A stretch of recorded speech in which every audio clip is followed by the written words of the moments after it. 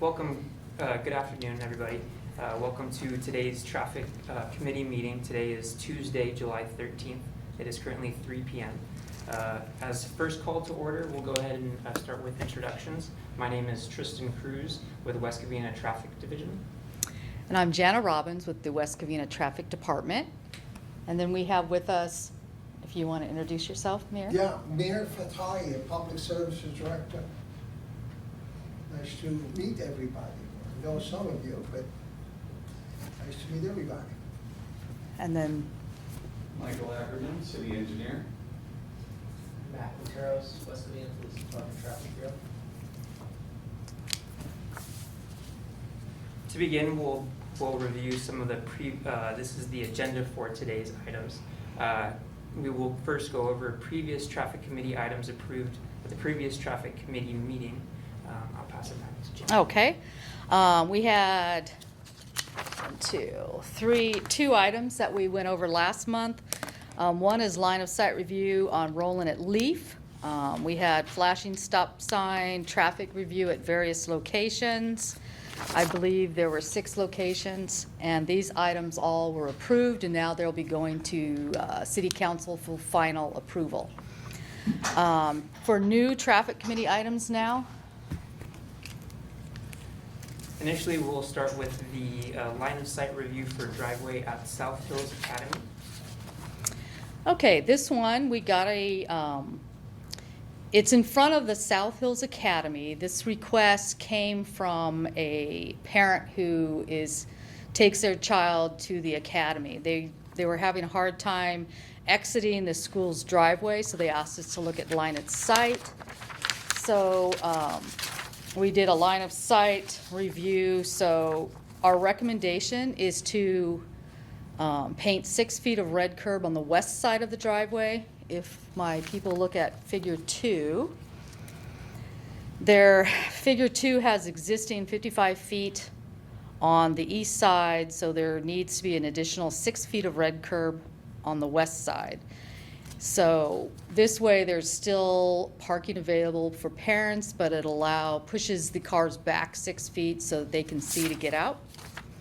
So if you look at figure 3, this is where the 6 feet of red curb would be. Are there any comments from the audience on this item? I don't see any audience members for this item. Are there any comments from the committee members on this item? Mike, Matt? None. None? Okay. We'll go ahead and continue to item. Well, first we're going to vote. Sorry. Sorry.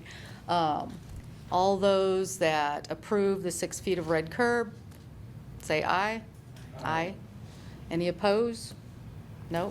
So it passes. Okay. Number 2. This is a traffic review along Roland Avenue between Vincent Avenue and Lark Ellen Avenue. Okay, this one, this was quite a comprehensive review. We had some residents requesting us to look at the speeding issue on Roland in this segment from Vincent to Sunset. At the same time, we had other residents requesting a traffic review of the other segments all the way to Azusa Avenue. So at first we were, as well as some of the intersections in between, they had some phasing issues that they were concerned with. So when we started, we thought we would add them all together in one big report, but we found that I think it would be better at this time to separate it into different sections. And then we'll also later on bring the signals that have issues in a separate report, because some of those have funding for grants and there's different issues with the signals. So this one is just looking at the segment of Roland from Vincent to Sunset. But as you'll see as we go on, there is an uncontrolled pedestrian crossing at Sunset at Roland that when we looked at it, it needed some updating because pedestrians are our most vulnerable mobility, so we want to protect them. So we also included that in this report. So as part of the report, we looked at the collisions all along the roadway.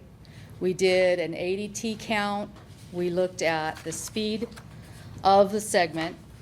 Now, we've been in unusual conditions for the last year and a half now, but we did take the ADT counts, which is the tube, which is the average daily traffic on Roland in this section, and we found that there was 2,500 vehicles. But the count was taken in March, so it's still bordering, we're still lower level of traffic. So there may be more cars going through here, but this is what the data we have, so that's what we're proceeding on. And then we also took a speed survey at the same time, over 24 hours, and the 85th percentile was at 41 miles an hour, where it is posted at 35. So we do see that the cars are speeding, so we saw that that is a fact. So then we looked at collisions. So what are the collisions that happened along this segment and the SWITers and the police reports that we had up until about April of 2021. So that's what we came, there was a total of 14 collisions. Most of them, as you see, are at the Sunset and Roland intersection. So this added to our need to improve the pedestrian crossing at this location. So, one, we saw that there is some speeding, there is some concern. So we have a list of items that we decided that Roland would benefit from. So the first section is, we have our list here, recommendations. So we have, there's also an uncontrolled crossing at Hartley and Roland. So one, we needed to update that as well. So we update all the signage for that, the striping, get them up to code so that they're conforming with the California Manual of Uniform Traffic Control Devices. What we have, we found that now you can add reflective strips to the pole. So you can do that on stop signs as well as pedestrian signs. So pedestrian signs, if it's a yellow sign, you put the yellow reflective pole. So this makes it highly visible at night. So they can see a car approaching, will see the sign in addition to the striping and the crosswalk. So we're adding that. We're adding the 35-mile-per-hour pavement legend as next to some of the existing stop sign, speed limit signs. Replacing the signage that's existing to make them a little bit bigger and more reflective. Repaint the crosswalk striping at Roland and Hartley. Replace the older pedestrian signs that are yellow to that highly reflective neon green fluorescent pedestrian signs at Hartley. And then when we move to Sunset, we're going to replace the approach signs, the pedestrian approach signs on Sunset, both directions. And then we noticed that one of the rapid rectangular flashing beacons, the one in the middle island, is not working. So one, we either need to replace that one, and if we can't because the system's too old, we'll have to replace the whole RRFB system on three sides. So it's something that engineering, public works will have to determine. We'll have to get a crew out to look at it and see if it's fixable or is it something we're going to have to replace the whole system. But when they have the RRFB, which is the bar, the flashing, rapid flashing, it has regular signs. So we can replace the signs with the neon, highly neon green signs, leave the RFB on the other ones. Do you usually send these requests to Public Works or not? They will next. If it gets approved, then it goes to Public Works to check it out. So our crew went out and we found that pushing the buttons, it's not working. What needs to be done. Yes, yes. So the pedestrian signage at Sunset was also non-conforming. So that means that they've updated the requirements for MUTCD. So we need to, and we not on the 4-lane street, we really like to have that neon green sign. So the RRFB, it's not LED signs, they're just the bar. So we can replace the regular signs with hide the neon, which makes a big difference when you're traveling at night. So, and that would be double-sided. They do have a flashing light as well, don't they? Some do, but now the RRFB is just a bar, which goes like this, you know, and it's solar. When the pedestrian pushes the button, it goes off. But above it, the arrow and the sign are regular signs. But we want to make the regular signs neon green. Then we'll also put the yellow reflective strips on those poles so that they're also visible. Replace the crosswalk striping, and then we'd add the updated yield here to ped sign with the shark teeth yield lines. And then there's a faded stop sign at Roland and Sunset. We'd replace that. And then underneath it would be the cross traffic does not stop sign so that they're aware. It just kind of gives them an extra awareness of look both ways before you come out. And then on Roland itself, we would put the white lane. It's a visually narrow the road. It's the white side stripes like they have in the other segment on Roland near the school, but they didn't continue it all the way for that section. So it would be 8 feet on each side, so it kind of narrows the roadway visually for drivers. So this has been shown to reduce traffic speeds, and it does not impact people's parking because we know parking is an issue, so we don't want to impact our residents in parking, but it has the side stripe, so hopefully people traveling, when they see the narrow road, it reduces their travel speed. So if you look at our figure 5, it shows at Sunset and Roland kind of the shark teeth, the new design that we all go with now on especially major roads that have crossing that's unprotected or uncontrolled, we say.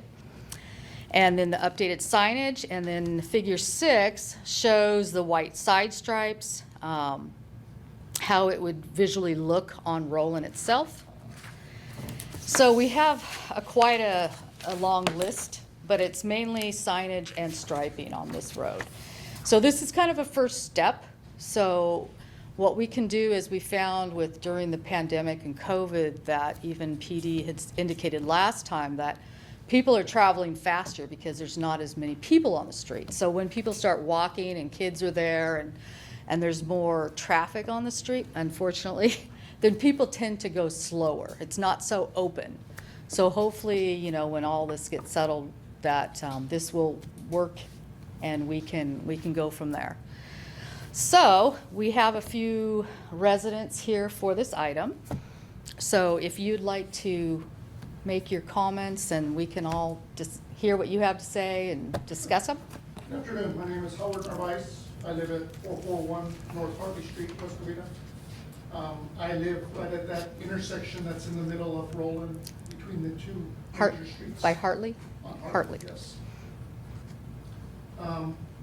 It's an interesting intersection because in the morning it's used quite a bit and there's a lot of seniors that walk the neighborhood.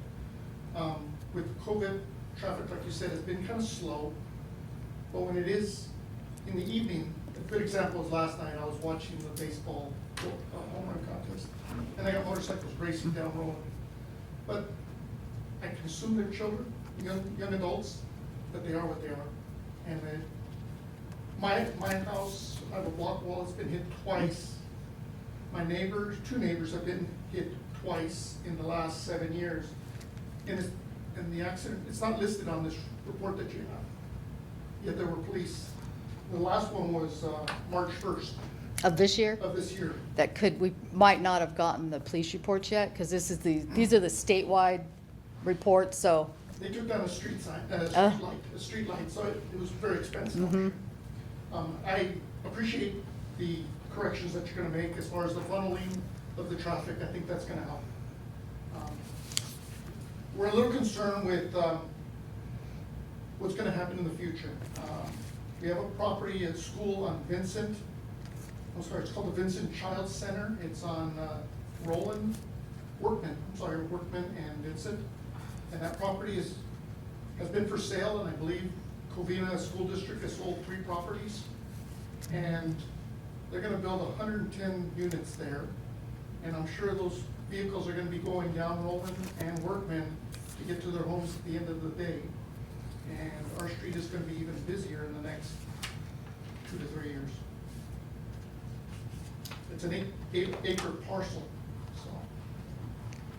Like I said, I know Covina must have closed escrow because I know the other 2 properties, Pioneer Elementary School, which is off of Azusa, they've already had a water meter there, and they're starting some demolition. I see some movement. Like I said, we appreciate it. We just hope that the traffic calming measures do help. It is a little unsettling. I mean, our children are grown, so it's not so bad, but it's still a little crazy. Right, I think this would be, what we'd like to do is once they get installed, if they're approved by council and everything, is check back with you guys in like 6 months and see how it's working. You know, do we need to go back, and PD can do a spot, they have, you know, they've been good at setting their trailer here and there and doing spot enforcement. So, you know, hopefully we can try to curtail it, but see if these measures work, and then, you know, we can assess and go from there. What determines the speed on that street being 35 versus 25? Yes, the CVC, the California Vehicle Code, and the MUTCD, what we all go with, has certain guidelines that you have to do a citywide speed survey. So in 2017, the city of West Covina hired a company, and they did a speed survey for the whole city of all these streets. And what they have to do is they look at roadside conditions, they do speed samples, and then they set the speed at what the 85th percentile speed is. So that means that all traffic traveling at 85% of these cars are traveling that speed or lower. So they have rules that you can't artificially lower the speed limit. So it's pretty much, you have to be within 5 miles an hour of what that 85th percentile is. So, you know, we would have to look, or I may have it somewhere in here, that the 85th was close to 35 or over, and then that's how it got set at that. So, and these speed limits are set every 5, 7, or 10 years. So they were done in 2017, so, you know, they won't be ready to change it for a minimum of 5 years. Now, once there's traffic calming and other issues completed on the street, then it'd be eligible to take a relook at the 5-year mark. If nothing has been done after 5 years, then it goes to 7 years. At 7 years, the city reassesses it, sees anything that was done to the street, like big development or traffic calming. So then those items, those segments are pulled, and they can redo the traffic study. Otherwise, it goes to a maximum of 10 years. So then in 2027, then the speed survey would be redone for the entire city. And this is how PD is able to enforce it. So I understand the uniform traffic code is not to slow down the traffic. I know it's not, the purpose is not to slow down the traffic. Yet I believe if there are accidents in that area, they do allow you to possibly do what you're doing as well. yes, Why not a stop sign? Are you afraid that it's gonna create more of a like danger? Or like- always stop at Yes, Hartley at is the- what. at the crosswalk. Yeah, well, see, here's the thing. The California MUTCD has warrants, what's called warrants, that a intersection has to meet in order to be qualified to be an always stop, or qualify for a signal, or qualify for left turn. And this protects the city and it protects the residents, because if we put in an always stop, which, you know, maybe, you know, the residents are upset, they want to stop or slow speed. If people don't believe it's a warranted stop sign, they're gonna run it, or they're gonna roll through. We're finding that. They just, you know, they'll do the California stop or the you know, and then they keep going. But that's a danger too, because if you have a crosswalk, then you have pedestrians potentially crossing, or a car coming out of Hartley that thinks the other guy is gonna stop, and then these guys don't stop. So then we have an issue. So when we do the always stop, it's usually the volume of traffic on both streets are fairly equal. Because if we have more trips on a major street, which, I mean, to you, a Roland shouldn't be a major street, but it carries a little bit more than what Hartley would. So then there's our quandary is that the people coming off Hartley, they're gonna stop and go, but everyone that comes on Roland also has to stop and go. And if they're, traveling, then we get back into the potential for them just rolling through the stop because they're continuing. So that's, Initially, when we went through this, we wanted to kind of slow down the traffic, and I understand that you can't do it with that. We thought about, not bumps, but something to slow down the traffic. And I understand that West Covina Fire doesn't like the bumps because it ruins the trucks. Yet, my wife and I both came from 2 different cities that we worked at, and they had bumps. And LA County fire trucks didn't have a problem, but the West Covina one does, so. I think that was our initial. yeah, I know. And then also the city does have a speed hump policy, but the street has to be considered a local street and posted 25 miles an hour or less.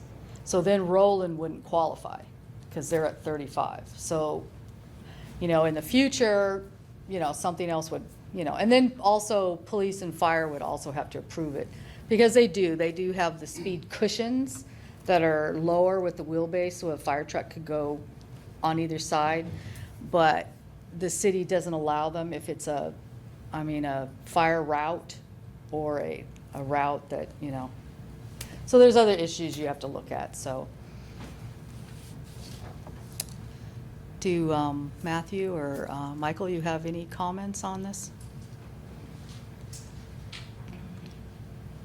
Well, I think just the high visibility stuff is definitely gonna help the narrowing. I think is going to give the drivers, the impression that it's a narrower street. I think that's gonna be helpful, as well as just continuing to, do some spot enforcement as we're able to, and maybe even on time when we're not, have the radar trailer from here from time to time.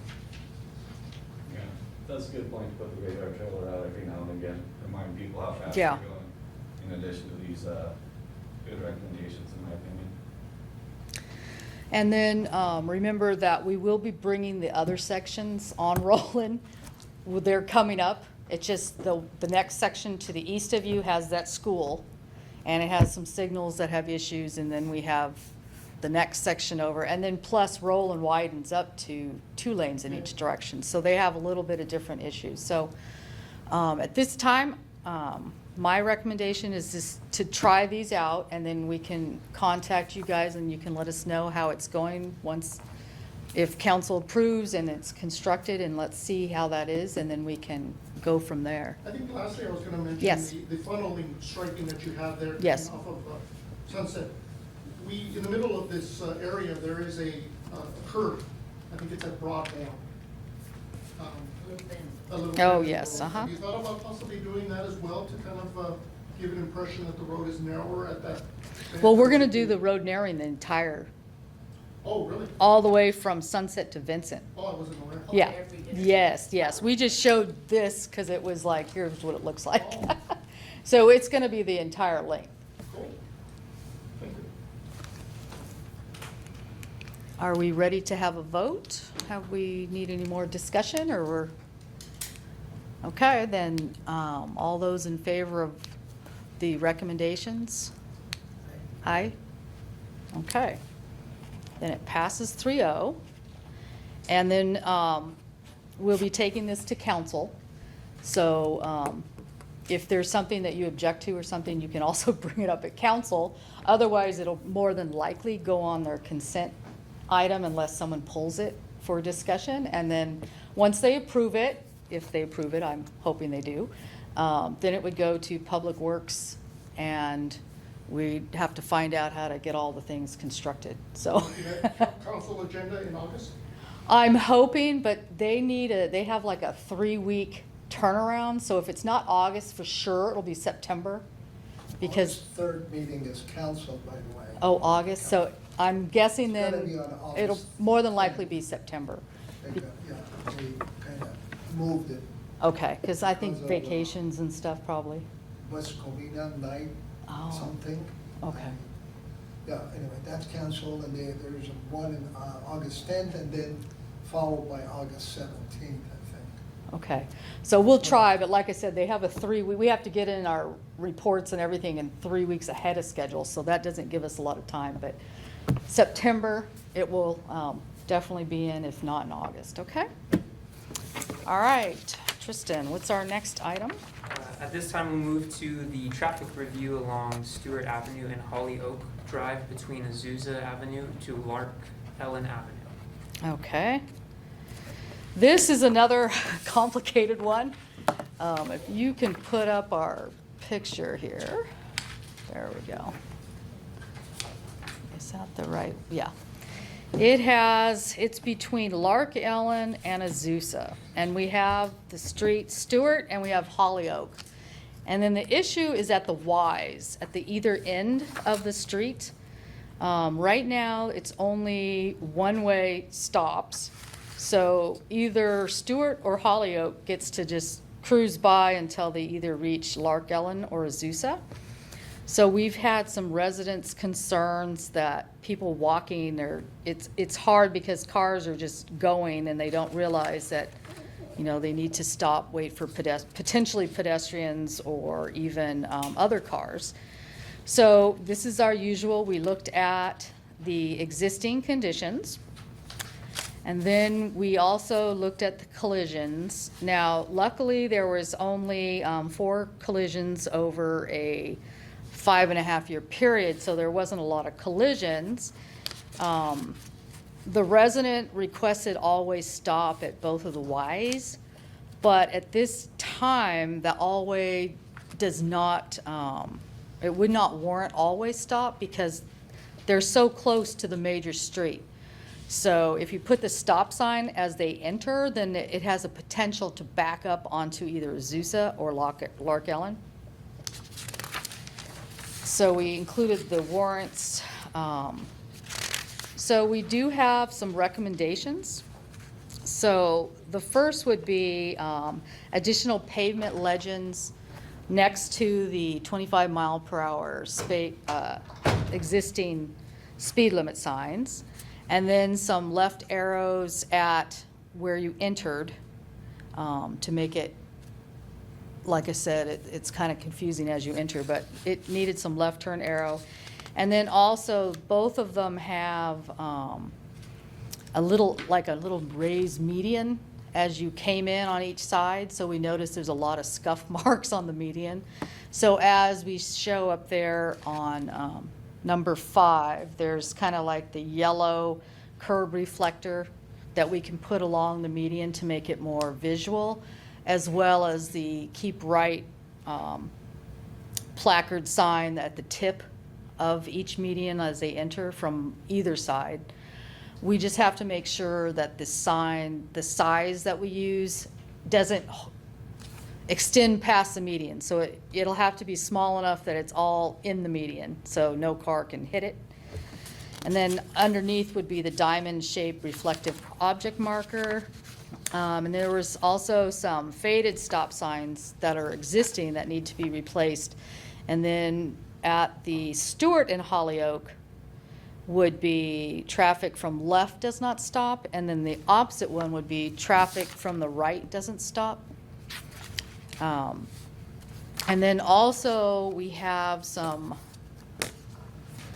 new pavement striping right at the intersection. So if you go, yeah, here we go, figure 5. It's showing that it has some double yellow with RPMs, which are just the usual RPMs you roll over raised pavement markers, not the big dots, just so that at night they can see the street, how it divides, and you can still turn over a double yellow. It just means no passing. So if you look at figure 5, we have a stop sign coming out of Stewart and then a stop sign coming out of Hollyoak, but the people entering from Lark Ellen would not be controlled. So they could either go on Stewart or Hollyoak. But the new yellow the lines would channel the pedestrians better, so they're not making that wide loop. And then also the residents were complaining that people will do the donuts speeding because it was such a wide intersection. So hopefully by having this striping, that it kind of deters them a little bit from doing the donuts in the both ends. So figure 6 shows the other as they enter off of Azusa, which is kind of a similar one. We would stop both the side streets, and then the entering from Azusa would not be stopped, so that people coming off a higher speed Azusa or Lark Ellen aren't suddenly coming to a screeching halt, and then they won't obey the stop sign anyway. So then the placard underneath the stop sign would say either cars from the right or cars from the left, or not, be careful they don't stop. So this way it just reminds them of who is, which direction has free. They're not stopping. And then, now phase 2 was something that could be considered at a later time if this doesn't work, if there's still the issue with the people doing donuts in the intersection. And this is just kind of a using striping. It wouldn't be raised or dot bots. So it's kind of an unusual situation, so I doubt phase 2 would be carried further. It's something we would need to think about further. But phase 1 is the only thing we're looking at right now. So phase 2, we're going to reassess after the phase 1 has been installed and see if we need to do anything else. So do we have any comments from audience on this one? No comments from audience. Discussion with our panel. I think maybe it just looks this way because of the diagram, but the extension of the double yellow, I think, might be confusing. If we look at figure 5, Yeah. motorists entering from Lark Ellen onto Stewart, and then wanting to continue north on the Stewart where it splits at the Y, that might unintentionally solicit additional concerns or complaints from residents who think that now they can't turn left there. Maybe if they were just white, that might clear it up. I don't know, you might still get people concerned about, oh, can I turn here or not? Yeah, that's what I was wondering. Is this a one-way action now? They can. No, they can still, I know, this was a confusing one because we took it to our senior traffic engineer and this is what he came up with, but we can retake it and look at the striping because, yeah, we looked at that as well, so we may have to just, because it's a center line, so you'd have to be yellow, but that's the problem. And then, so we can take a relook at how we do that striping. Yeah, so sometimes through intersections, you do a cat traffic, you kind of double the Right. vehicles can go. And then, so also in figure 5, with that stop sign before you reach Lark Ellen on Stewart, what is the purpose of that? Are people crossing there, or? Yes, the problem was that people coming off Hollyoak. Oh, or going left and you don't know who's Yes, supposed to go. right, Okay. right. So we either leave it as one way, which is what it is. It has the, Hollyoak is existing. So there's no stop on Stewart. So they're complaining that people are not, it's difficult. Yeah, that's- even if that sign under there just warns people coming off of Hollyoak, cross traffic does not stop. Yes. Yeah. Maybe that would be better than stopping them. Yeah, it's just a kind of a funky setup. Yeah, I know, because we looked at that for a long time, and they're like, well, we had to think several times, and we had other people looking at it. It's like, how do we fix this, Some of them, it's just very difficult to find a solution that is not going to have a negative. So we can still take this and review the stops and the line. I'm suggesting then if we can take that off of our recommendations, but still do the improvements at the islands to make them more visible? Yeah, I think so. Yeah. Okay, so we'll do the island improvements. Maybe keep the cross-traffic does not stop sign on the existing one and rethink the new stop on each side and the center yellow. Does that Sounds reasonable. sounds reasonable at this time? And then if we come up with a better solution, we can bring it back. But for now, let's make the island more visible and then put the, some of the other, the pavement legends and then make the medians more visible. And then is there no existing stop sign at Stewart and Lark Ellen? Stewart and Lark Ellen is a signal. Oh, right. And Azusa is just a stop there, but yeah, it's a signal, so those people are coming in, you know. Okay.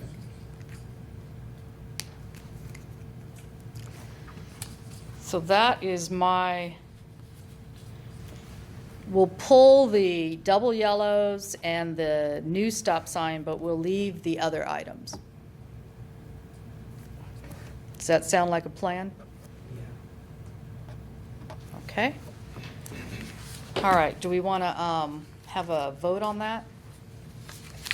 To remove the new stop sign and the double yellows with the RPMs, but leave the other measures? Without having to read them all. Okay, remove. Let me just write this so we don't forget later. All right, so let's have a vote. All those in favor of that? Aye? Aye. Okay.